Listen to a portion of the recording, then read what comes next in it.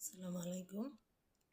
আপনারা কেমন আছেন? আশা করি ভালো আছেন। দেখেন আমি আজকে আপনাদের সামনে নিয়ে আসলাম নতুন একটা রেসিপি। আমি এখানে গোটা শুকনো মরিচ এবং কাঁচামরিচ ভেজে নিলাম।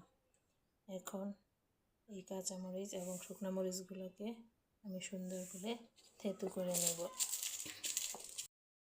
দেখেন আমার মরিচগুলো থেতু করা হয়ে গেছে। এখন আমি এখানে দিয়ে দেব আগে থেকে লবণ এবং হলুদ দিয়ে ভেজে রাখা ফুলকপি। আমি এই ফুলকপিটা লবণ এবং সামান্য হলুদ দিয়ে ভেজে রেখেছিলাম। এখন এই মরিচের সাথে এটা মিক্স করে নেব।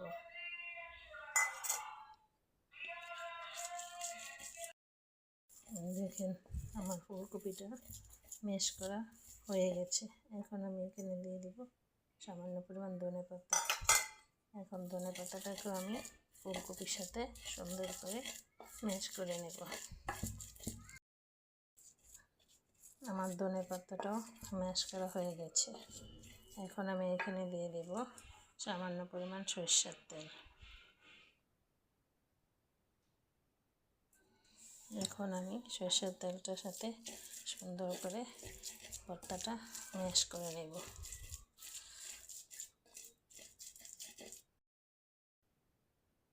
পরিশেষে পেঁয়াজ ভাজা দিয়ে আমি একসাথে সুন্দর করে মিক্সড করে গরম গরম ভাতের সাথে পরিবেশন করব।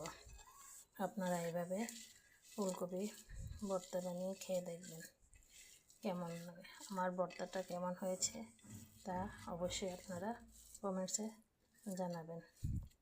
দেখেন আমার ভর্তাটা রেডি হয়ে গেছে। আমার ভিডিওটা যদি আপনাদের কাছে ভালো লেগে থাকে তাহলে লাইক কমেন্ট শেয়ার দিয়ে সবাই আমার পাশে থাকবেন।